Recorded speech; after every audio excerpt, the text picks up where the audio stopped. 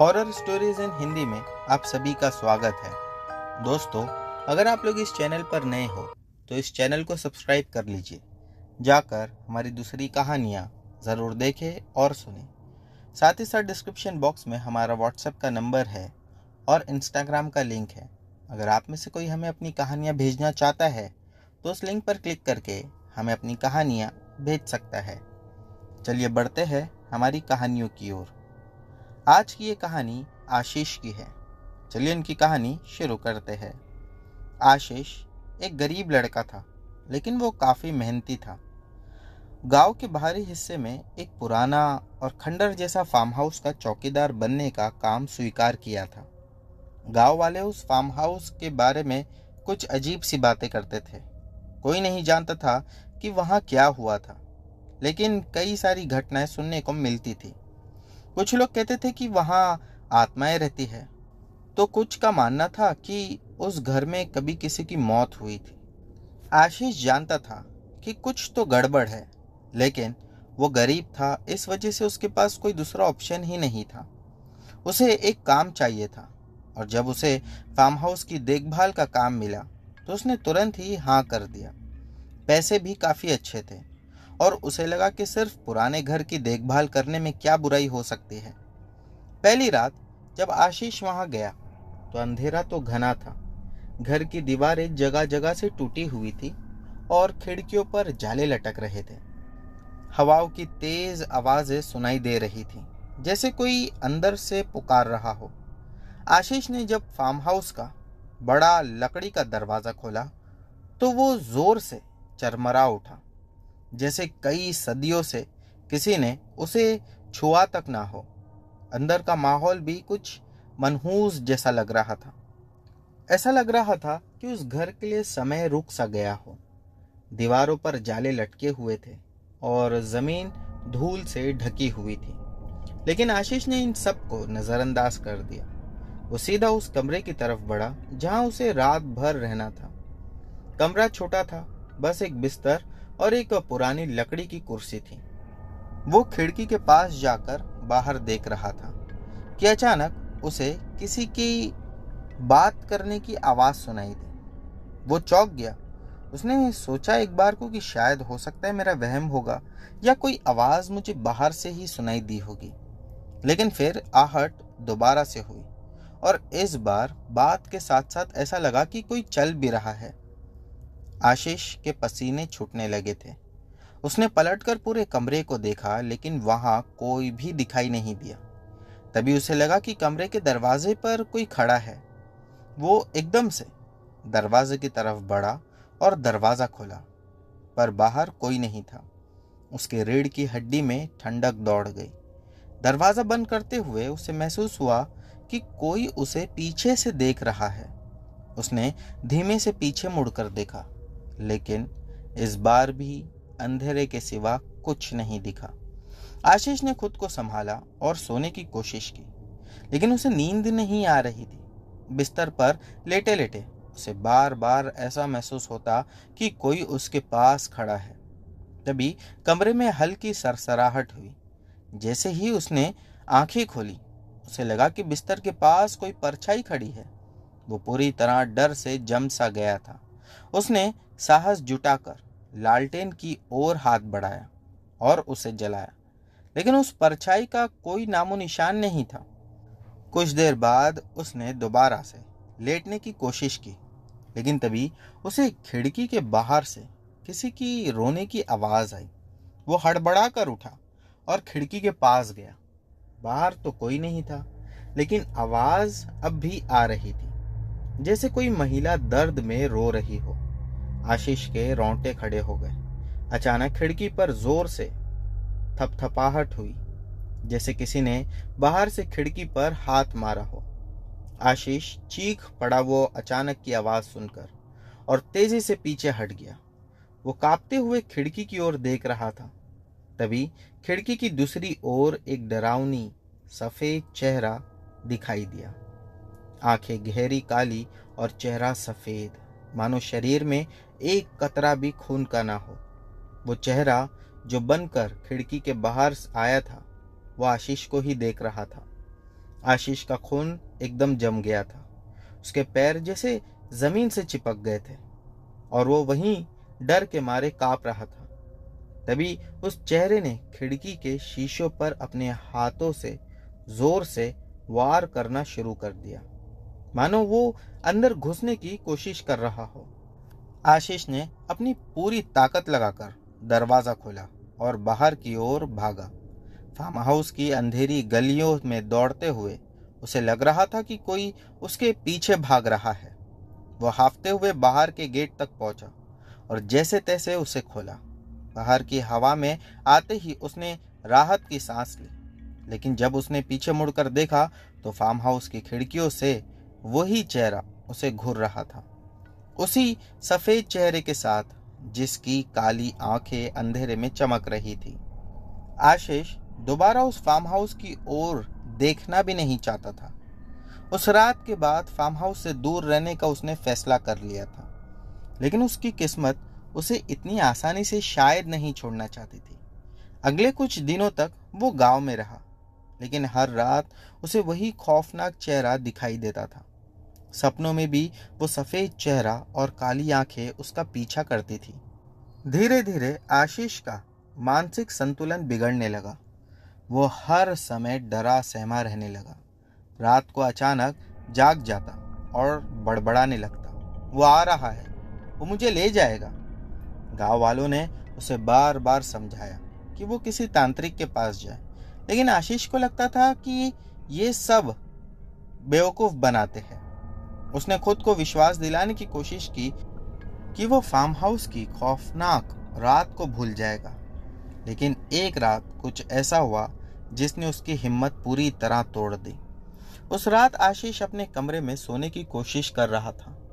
गांव के शोर शराबे के बीच उसे लगा कि वो अब सुरक्षित है, लेकिन आधी रात के करीब अचानक कमरे में एक बदबू सी फैल गई। खिड़कियां और दरवाजे बंद होने के बावजूद ऐसा लग रहा था जैसा कि कोई अदृश्य ताकत वहां पर है। उसकी नींद टूट गई और वो बिस्तर पर उठ बैठा। कमरे में कुछ अजीब सा महसूस हो रहा था। अचानक से एनवायरनमेंट में उसे काफी ज्यादा सांस लेने में घुटन होने लगी। तभी एक सरसराहट की आवाज आई, जैसे कोई उसके कमरे में घूम रहा हो।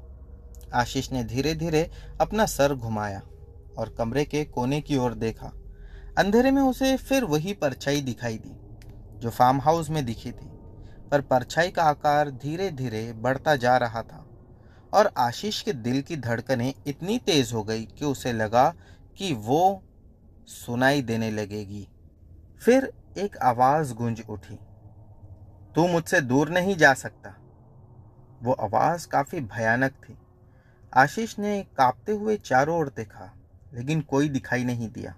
उसके सर के पास एक पानी का मटका रखा था जो कि एक स्टूल पे था। अचानक वो स्टूल खुद से ही हिला और वो मटका जमीन पर गिरकर फूट गया, जिस वजह से उसका बिस्तर भी पूरा भीग चुका था। वो जल्दी से उठा और बाहर आता कि उससे पहले उसे सामने वही काली परछाई नजर आई। इस बार वो परछाई काफी ज्यादा डरावनी थी पहले से। आशीष को वो ऐसा देख रही थी जैसा अब भी आशीष को तुरंत ही वो जान से मार देगी। आशीष ने डर के मारे बिस्तर से कूदकर दरवाजा खोलने की कोशिश तो की थी, लेकिन दरवाजा खुल ही नहीं रहा था। आशीष पूरी ताकत से खींच रहा था, लेकिन तब भी दरवाजा नहीं खुला। तभी उस परछाई ने उसकी ओर धीरे से बढ़कर उसे पकड़ा और उसे उठाकर जोर से धक्का दिया। आशीष का कहना था कि पीछे जो दीवार थी, मैं उस दीवार से टकरा कर वापस आया था।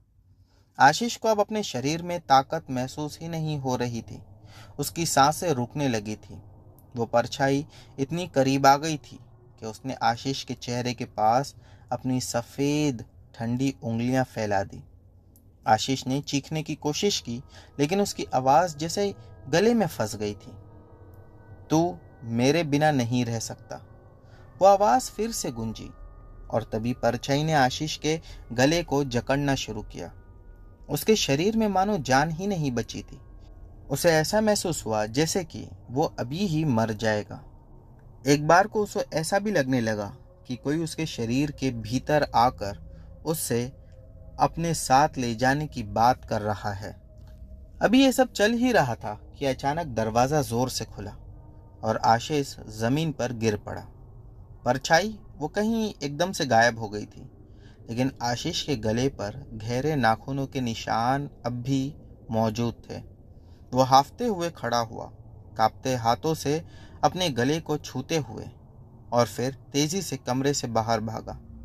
आशीष अब पूरी तरह जान चुका था कि वो बच नहीं सकता।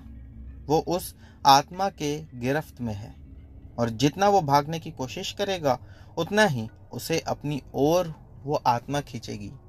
गांव के लोगों से दूर आशीष ने एक फार्म हाउस के पास ही जाकर अपना ठिकाना बना लिया। वो जान चुका था कि ये खेल अब खत्म नहीं होगा।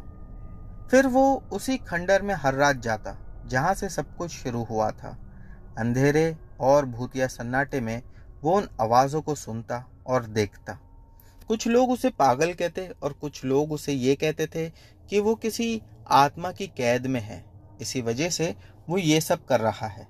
सच्चाई तो सिर्फ आशीष का एक दोस्त जानता था। आशीष ने उसे बताया कि मैं अगर गांव में दोबारा से रहने के लिए आ गया तो वो आत्मा गांव में आकर एक एक करके सबको मार देगी, और सबकी जान बच जाए इसलिए मैं खुद हर रात यहाँ आता हूँ। लेकिन मुझे अब ये नहीं समझ में आ रहा कि ये आत्मा मुझे जान से क्यों नहीं मार रही है। उसके दोस्त ने उसकी बातें सुनी। कई दिनों तक ये चलता रहा।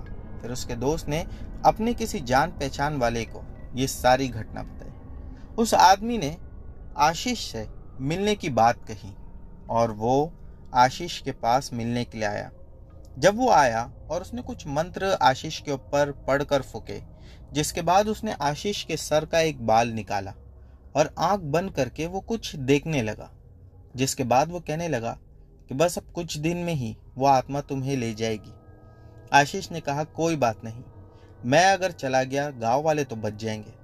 जिसके बाद उस आदमी ने कहा ये मत सोचना, क्योंकि वो आत्मा तुम्हारे बाद गांव के लोगों पर भी हमला करेगी। फिर उन लोगों ने एक प्लान बनाया जिसमें उस आत्मा को उसी घर में या उसी फार्म हाउस में कैद करने का था। उस आदमी ने अपने साथ कुछ तांत्रिक और कुछ ज्ञानी लोगों को इकट्ठा किया और उस फार्म हाउस में जाकर वहां पर बंदिश मार दी।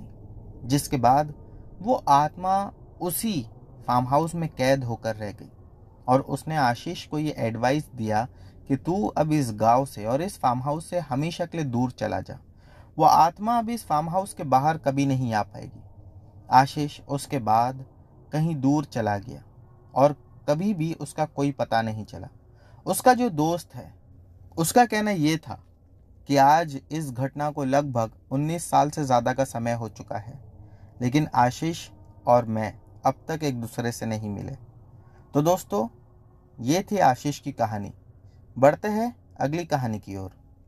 दोस्तों, चलिए अब अगली कहानी रमेश की शुरू करते हैं।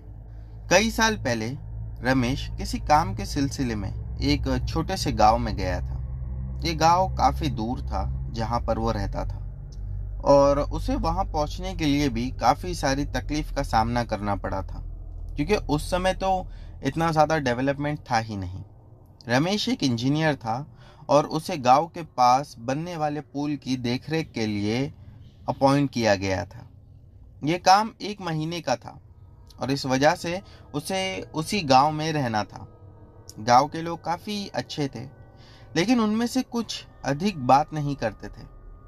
खास करके कुछ लोग तो ऐसे थे जिनका नाम भी रमेश नहीं जानता था। कहते थे कि ये लोग किसी से बात नहीं करते, बस अपने में ही रहते हैं और जंगल में कई बार चले जाया करते थे। एक और व्यक्ति था जिसका नाम भीम था। वो हमेशा लोगों को रात के अंधेरे में सावधान रहने की चेतावनी देता रहता था। रमेश तो ये सारी बातों को अंधविश्वास मानकर अनदेखा कर देता था। रमेश को रहने के लिए एक पुराना सा बंगला दिया गया था। पहली ही रात जब वो सोने जा रहा था, उसे लगा कि बंगले के एक कमरे से किसी के चलने की आवाज़ आ रही है। उसने सोचा कि यह शायद उसके मन का भ्रम होगा और सोने की कोशिश की, लेकिन आवाज़ें बंद नहीं हुई। उसने उठकर कमरे का निरीक्षण किया, पर वहाँ कोई नहीं था। वो थोड़ा परेशान हुआ, लेकिन जल्दी ही सो गया। अगले कुछ दिनों में रमेश ने महसूस किया कि आवाज़ें रात के समय और अधिक बढ़ती जा रही है। उसने गांव के कुछ लोगों से इस बारे में पूछा, लेकिन किसी ने इसके बारे में कोई भी जवाब ठीक से नहीं दिया। धीरे धीरे रमेश को एहसास होने लगा कि ये आवाज़ें शायद उसी व्यक्ति की है जो रात के समय लोगों को चेतावनी का संकेत देता है। एक रात आवाज़ें इतनी तेज हो गई कि रमेश की नींद पूरी तरह उड़ गई। उसने तय किया कि वो आज इसका पता लगा कर ही रहेगा। वो एक टॉर्च लेकर आवाज़ों का पीछा करने लगा। वो आवाज़ें उसे बंगले की तह खाने की ओर ले गई। जब वो वहां गया तो उसने देखा कि दरवाज़ा काफ़ी बड़ा और मजबूत लेकिन पुराना था, लकड़ी का लगा हुआ था। तो रमेश ने उस तहखाने के दरवाजे को खोलने की पहले बहुत कोशिश की। जब दरवाज़ा नहीं खुला तो उसने उस दरवाजे पर ज़ोर ज़ोर से पत्थर से मारना शुरू किया, जिसके बाद दरवाज़ा खुल गया। अचानक से तेज हवा का झोंका अंदर से आया, जैसा लगा कि कोई अदृश्य शक्ति अंदर से बाहर निकली हो। रमेश जैसे ही अंदर कदम रखा, उसे फिर से महसूस हुआ कि एक तेज हवा का झोंका दोबारा उसे छूकर बाहर निकला। इस बार ऐसा लगा कि ठंडी हवा को किसी ने कैद करके रखा था, और अभी उसका ढक्कन खुला तो वो हवा की ठंडक उसे महसूस हुई। तहखाने में उसने देखा कि दीवारों पर अजीब सी चीजें नजर आ रही है, टूटा फूटा और मकड़ी के जाले। कई सारी जगह पर तो मोटी परत धूल की दिखाई दे रही थी, लेकिन हाँ, दीवारों पर भी कुछ लिखा हुआ था। देखकर यूं लग रहा था कि किसी पागल ने यहाँ रहकर दीवारों को खुरच कर वो निशान बना दिए हो। एक कोने में से उसे एक पुरानी डायरी भी मिली। जब उसने डायरी को पढ़ना शुरू किया तो उसमें लिखा था कि यह बंगला कभी गांव के एक सन की वैज्ञानिक का निवास था, जिसने यहाँ पर कई प्रयोग किए थे। कहते हैं कि उसके प्रयोग के कारण कई अनहोनी घटनाएं गांव में हुई थी, और अचानक एक दिन वो बिना कोई निशान छोड़े गायब हो गया। रमेश को एहसास हुआ कि ये सारी घटनाएं साधारण नहीं थी। अगले ही दिन उसने गांव के जो मुखिया थे उनसे जाकर ये सारी बात बताया और उनसे रिक्वेस्ट किया कि मुझे किसी और जगह पर शिफ्ट कर दिया जाए। मैं उस जगह पर नहीं रह सकता। मुखिया, जो इन घटनाओं से पहले से वाकिफ था, उसने सारी बात सुनी और रमेश की बात मान ली। फिर उसने रमेश को गांव के बाहर एक अच्छा और बढ़िया सा घर लेकर दे दिया। इतने वर्षों बाद भी वो बंगला वीरान और डरावना था। रमेश के साथ ये घटना 2001 के आसपास हुई थी, और रमेश बताता है कि जब मैं 2013 में दोबारा उस गांव में गया तो बंगला वैसा का वैसा था। उसके बाद जो उस बंगले का ओनर था उसने खुद ही बंगला किसी को देकर चला गया, और फिर उस बंगले को डिमोलिश कर दिया गया। तो दोस्तों, अब बढ़ते हैं अगली कहानी की ओर। दोस्तों, हमारी अगली कहानी अमोल की है। चलिए इनकी कहानी शुरू करते हैं। अमोल एक मेहनती लड़का था जो एक बड़े शहर में नौकरी करता था। वो कभी कभी काम के सिलसिले में छोटे छोटे शहरों में और गांव की यात्रा भी किया करता था। एक दिन उसे ऑफिस से काम से एक गांव के पास जाना पड़ा। वहां काम खत्म करने के बाद अमोल ने सोचा कि वो जल्दी ही घर के लिए लौट जाएगा, ताकि रात होने से पहले वो अपने शहर पहुंच सके। लेकिन किस्मत को शायद कुछ और ही मंजूर था। उसकी कार का टायर अचानक पंचर हो गया और उसकी मरम्मत करने में काफी समय लग गया। जब तक उसने मरम्मत की तब तक शाम ढल चुकी थी। मजबूरी में उसे अंधेरे में ही घर के लिए निकलना पड़ा। अमोल ने गूगल मैप का सहारा लिया ताकि वो सही रास्ते की पहचान कर सके, लेकिन कुछ समय बाद ही उसका फोन की बैटरी खत्म हो गई और वो रास्ता भटक गया। अब वो पूरी तरह से अंधेरे में था। एक अनजानी सड़क पर था जहां कोई गाड़ी भी नहीं गुजरती थी। थोड़ी देर चलने के बाद अमोल को सड़क किनारे एक धुंधला सा बोर्ड दिखाई दिया, जिस पर एक गांव का नाम लिखा हुआ था। उसने सोचा कि वो गांव जाकर किसी से रास्ता पूछेगा। वो उस दिशा में बढ़ा, लेकिन गांव की ओर जाता रास्ता बेहद सुनसान और डरावना था।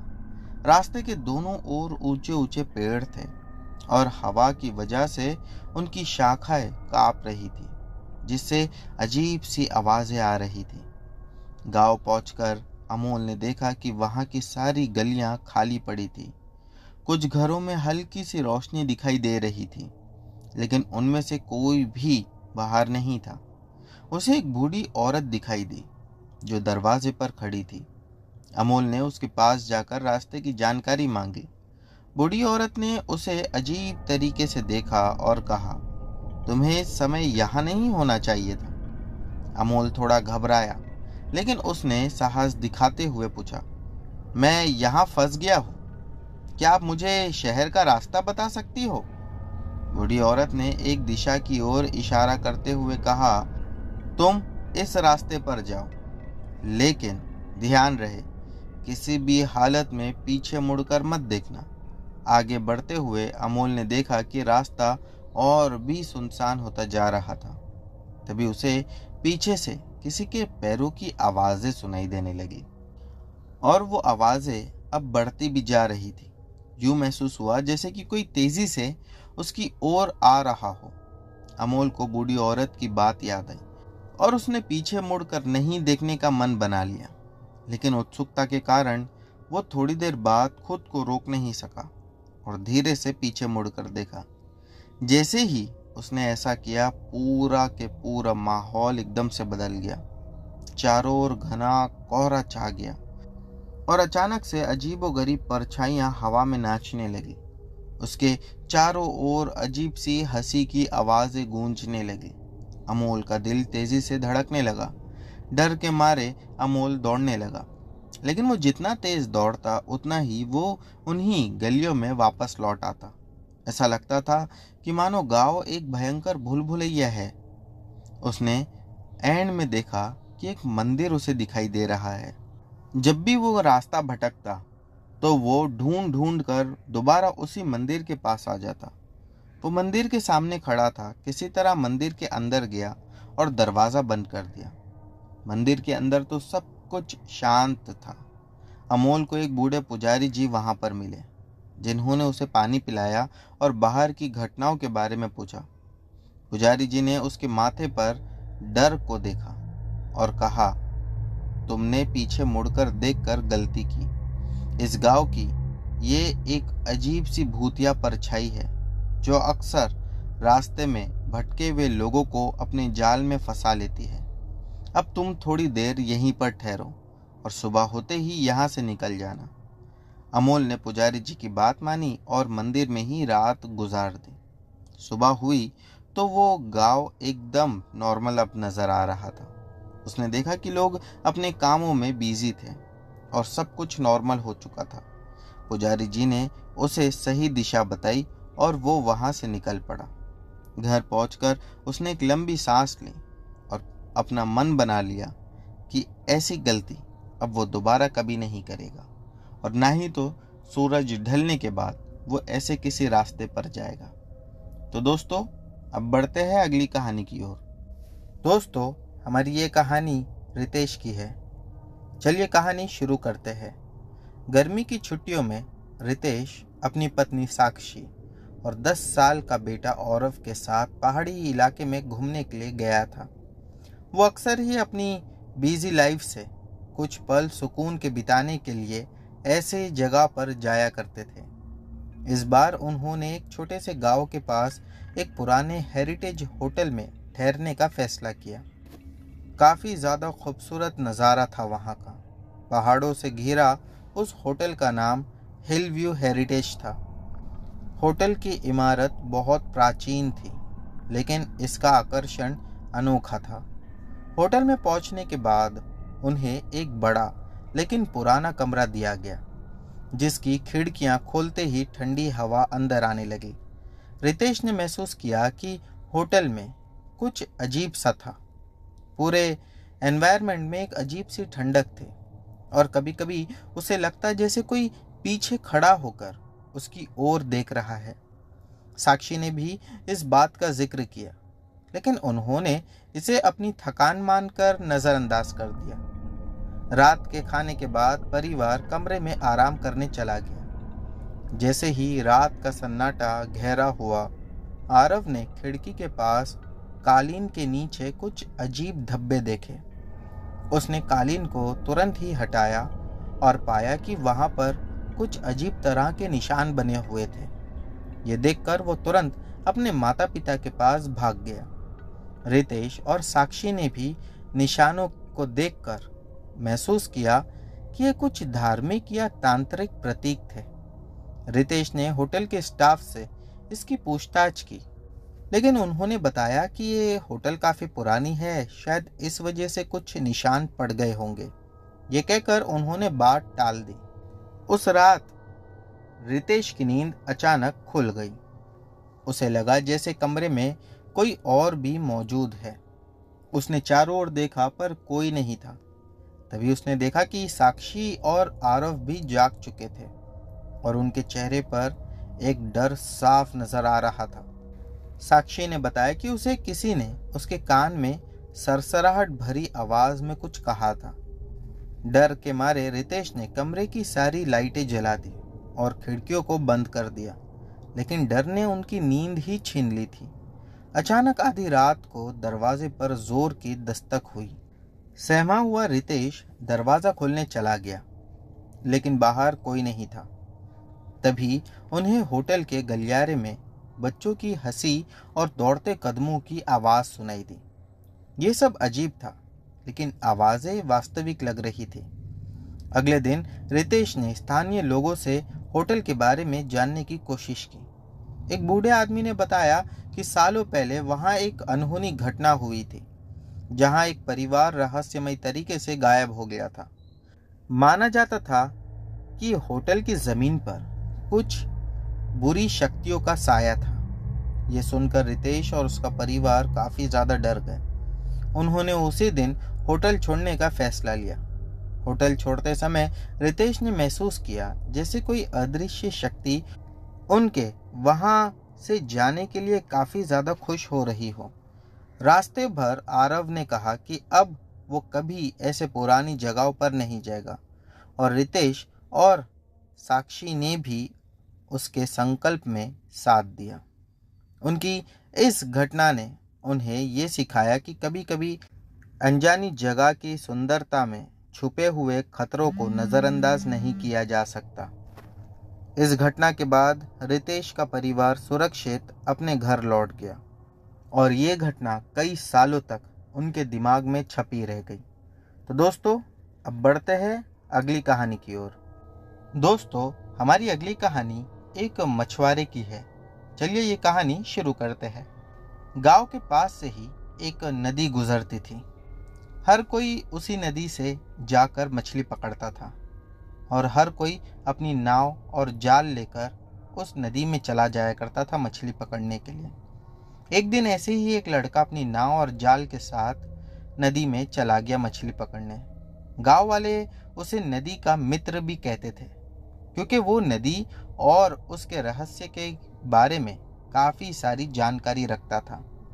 एक दिन सूरज ढलने के बाद उस लड़के ने फैसला किया कि वो देर रात तक मछलियां पकड़ कर आएगा, क्योंकि उस दिन मछलियां काफी कम उसे मिली थी। हल्की ठंडी हवा और चांदनी रात ने माहौल को काफी ज्यादा रहस्यमय बना दिया था। नाव पर बैठकर वो अपने जाल के साथ नदी की गहराई में चला गया। जैसे ही वो नदी में उतरा, उसने महसूस किया कि पानी के नीचे कुछ अजीब सा उसे महसूस हो रहा है।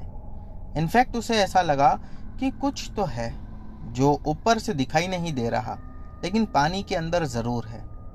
वो इसे अनदेखा करके आगे बढ़ा, लेकिन मन में एक अजीब सी उत्सुकता घर कर गई थी।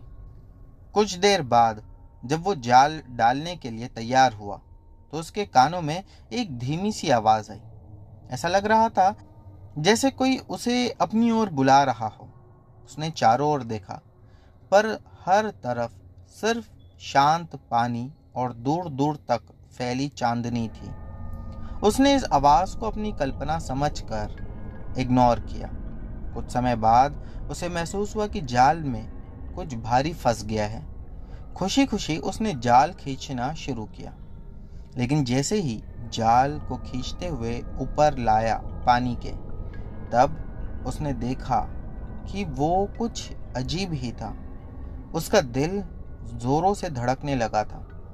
जाल में मछलियों की बजाय एक पुरानी सी कुछ संदूक लग रही थी। जब उसने उसे खोलकर देखा तो पाया कि उसमें एक बहुत मोटी किताब थी। किताब के पन्ने गीले और फटे हुए थे, लेकिन उन पर कुछ अजीब सी लिखावट थी। शायद वो किसी चीज का संकेत दे रहे हों। और वो लड़का जानता था कि ऐसी सब घटनाएं सच में पहले भी कई बार हुई है। कुछ पल के लिए वो एकदम से हिल गया। फिर उसने सोचा कि ये सब तो बस सामान्य सी किताब होगी, और इसे नाव में रखकर उसने मछलियां पकड़ने का सिलसिला जारी रखा।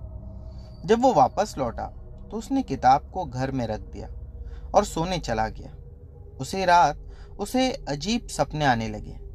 सपनों में वो खुद को किसी अजीब सी जगह पर देखता, जो जगह उसके लिए अनजान थी, जहां चारों ओर अंधेरा था और कहीं से उसे वही आवाज सुनाई देती। हर रात ये सिलसिला चलता रहा और हर बार वो पहले से अधिक बेचैन होकर उठ जाता। गांव के बुजुर्गों से चर्चा करने पर उसे पता चला कि वहां जहां पर वो मछली पकड़ने गया था, वहीं पर एक महान विद्वान भी कभी रहा करते थे, जिनकी किताब रहस्यमय तरीके से नदी में गुम हो गई थी। ये कहानी सुनकर वो अपने सपनों का कारण समझ गया था। उसने जल्दी ही मन बनाया कि उस किताब को नदी में जाके दोबारा फेंक दूंगा। अगले दिन वो उस जगह पर गया जहां से उसे वो किताब मिली थी। फिर वो वहां पहुंचकर उस किताब को पानी में डाल दिया। जैसे ही वो पानी में समा गई, उसने महसूस किया कि पानी की सतह पर हल्की लहरें उभर रही है और उसके कानों में एक राहत भरी आवाज आई। उस रात पहली बार उसने शांति की नींद ली और सपनों में किसी प्रकार की अनहोनी का सामना नहीं किया। इस घटना से वो इतना ज्यादा डर गया था कि अगले कई महीनों तक वो मछली पकड़ने नहीं गया और हर किसी को गांव में इस किताब के बारे में चेतावनी देता कि अगर ऐसी कोई किताब हाथ लग जाए तो उसे तुरंत ही वहीं पर फेंक देना। और गांव के भी लोग इस घटना से काफी ज्यादा डरे हुए थे, लेकिन कभी किसी को किताब ही नहीं मिली। तो दोस्तों, अब बढ़ते हैं अगली घटना की ओर। दोस्तों, हमारी अगली कहानी राहुल की है। तो चलिए कहानी शुरू करते हैं। गर्मी की छुट्टियां आ गई थी और राहुल अपने दोस्तों के साथ एक नए गांव की यात्रा पर जाने का प्लान बना रहा था। गांव का नाम कुछ अजीब सा था। लोग उसे कालापुर कहकर बुलाते थे। ये गांव शहर से दूर घने जंगलों के बीच बसा था और इसके बारे में कई सारी पहले से ही डरावनी कहानियां फेमस थी। राहुल और उसके दोस्तों ने सोचा कि ये कहानियां बस ऐसी ही होगी। फिर उसके एक दोस्त ने कहा कि भूत प्रेत ये सब पहले होते थे, अब कुछ नहीं होता। उन्होंने गांव जाने का वैसे भी मन बना ही लिया था, तो वो लोग गांव के लिए निकल पड़े। गांव पहुंचने पर उन्हें वहां की शांति कुछ अजीब लगी। हर जगह एक गहरा सन्नाटा था। सिर्फ रात में ही नहीं, दिन में भी कुछ ज्यादा लोग दिखाई नहीं देते थे। जैसे केवल पत्तों की सरसराहट और दूर से आती हुई एक अधूरी आवाज सुनाई देती थी, जो शायद किसी ऐसे इंसान की थी जो जंगलों के बीच में रहकर कुछ बोलता था या गाता था। गांव के लोग भी अजीब थे। उनकी आंखों में कुछ छुपा हुआ नजर आ रहा था। दिन तो ठीक ठाक बीत गया। रात होने पर राहुल और उसके दोस्त गांव के एक पुराने खंडर में रुकने का प्लान किए, क्योंकि गांव में तो वैसे भी कोई होटल था नहीं। उन्हें ऐसा लगा था कि गांव में शायद हमें कहीं मदद मिल जाएगी रात रुकने के लिए, और वैसे भी वो सभी लोग प्री प्लान थे कि अगर जगह नहीं भी मिली तो हम खुद का कैंप लगाकर वहां सो जाएंगे।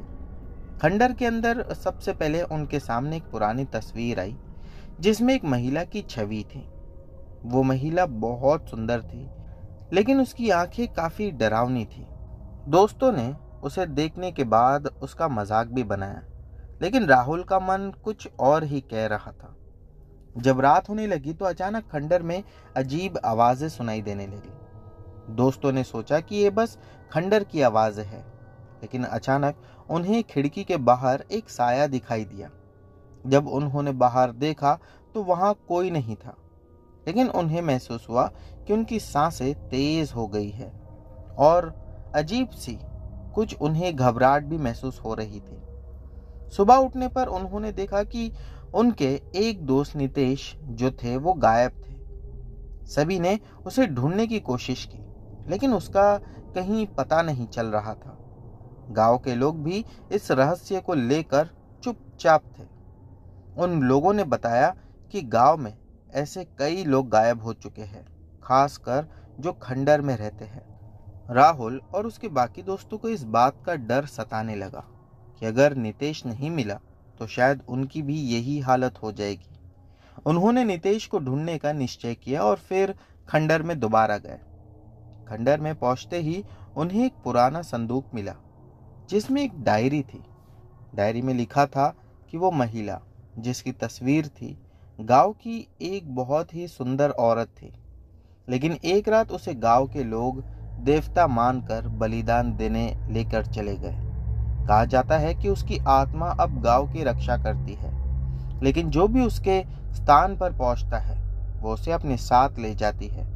जैसे ही राहुल ने डायरी को पढ़ा, अचानक खंडर में एक तेज हवा चली और साया फिर से दिखा। इस बार वो साया साफ साफ तौर पर महिला जैसा था। राहुल के दोस्त डर गए और भागने लगे, लेकिन राहुल वहीं जमा रहा। ऐसा लगा जैसा उस पर किसी ने वशीकरण कर लिया हो और वो उसी साए की ओर बढ़ने लगा। महिला ने राहुल से कहा, तुम यहाँ पर फंस चुके हो और तुम्हारे दोस्तों का बलिदान मेरा उद्धार करेगा। राहुल ने समझा कि उसे अपनी जान बचाने के लिए अपने दोस्तों की कुर्बानी नहीं देनी चाहिए। वो हिम्मत जुटाते हुए बोला, मैं तुम्हें मुक्त करूंगा, लेकिन अपने दोस्तों की कीमत पर नहीं। अचानक महिला की आत्मा गुस्सा हो गई और खंडर में हलचल मच गई। राहुल ने तेजी से खंडर के बाहर आने की कोशिश की। जैसे ही वो बाहर आया, सोचा कि क्या होगा, लेकिन उसके दोस्तों ने उसे पकड़ लिया। उन्होंने देखा कि नितेश वापस आ गया था, लेकिन उसकी आंखों में एक अजीब सी चमक थी, जैसे वो पूरी तरह से बदल चुका हो। जब राहुल और उसके दोस्तों ने गांव छोड़ने की कोशिश की तो उन्होंने महसूस किया कि गांव का रास्ता अचानक बदल गया है। जैसे ही उन्होंने पीछे मुड़कर देखा, वो समझ गए कि उन्होंने गांव की एक और आत्मा को खो दिया है। राहुल सदमे में था और वो तय नहीं कर पा रहा था कि नितेश फिर से कभी नॉर्मल हो पाएगा या नहीं। गांव की सड़क पर चलते हुए उन्होंने देखा कि दूर एक साया उनकी ओर आ रहा है और ऐसा लगा कि शायद उस औरत की आत्मा उनका पीछा कर रही है। कुछ दिन बीते, लेकिन जो नितेश था उसकी हालत दिन ब दिन खराब होते जा रही थी। फिर नितेश के घर वालों को राहुल और उसके दोस्तों ने सारी बातें बता दी। उन लोगों ने कई दिनों तक नितेश का इलाज किया, लेकिन उससे कहीं भी कोई फायदा नहीं हुआ। फिर एक दिन एक तांत्रिक ऐसा उन्हें मिला जिसने नितेश को जगह पर ही ठीक कर दिया। उसने कुछ चीजें मंगाई थी। उसके बाद वो सामग्री का उपयोग करके उस पर तंत्र मंत्र मारकर उसने एक नारियल दिया नितेश के पिताजी को और उनसे कहा कि ये नारियल किसी भी जमीन में गाड़ देना, जिसके बाद नितेश एकदम से ठीक हो गया। फिर राहुल और उसके दोस्तों ने यह डिसाइड किया कि अब कुछ भी हो जाए, हम दोबारा कभी भी ऐसी कोई भूतिया जगह पर नहीं जाएंगे। तो दोस्तों, ये थी हमारी आज की सभी कहानियाँ। दोस्तों, ये कहानी मैंने एक वेबसाइट से ली थी और उम्मीद है कि आप लोगों को सभी कहानियाँ अच्छी लगी होगी।